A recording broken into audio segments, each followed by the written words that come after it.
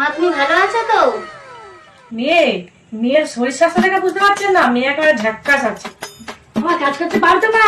হ্যাঁ কাজকর্ম বলতে হবে না, জুতো সেলাই থেকে চণ্ডীপাঠ নিয়ে সব পারে সব। সংসারে কি কি কাজ করতে হবে তাহলে শোনো। ঘর ঝাঁট দেওয়া, ঘর মোছা, বাসন মাজা, জামা কাপড় কাচা, রান্না করা। এই কি বলছেন দিদি, আমি বলছি বারবার মেয়েরা কাজ জানে, কেউ অঞ্চলে সেরকম কাজ কেউ পারে না। অন্তত 4-5 পর্যন্ত পড়াশোনা করেছো তো? ছেলে পেলে মানুষ করতে পারবে তো? কি বলছেন?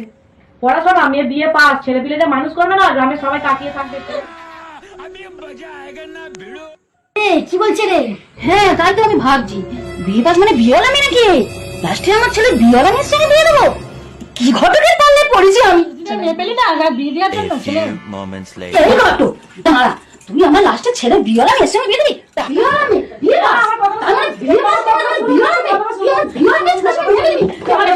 টাকা শুধু না, 5,000 টাকা নিয়েছিস, 5,000 আগে টাকা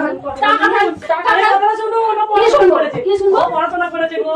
বিয়ে পাস মানে বিয়েওয়ালা। না না, ও বিয়ে পাস, ও বিয়ে পাস মানে ও বিয়ে ডিগ্রি পাস করেছে গো।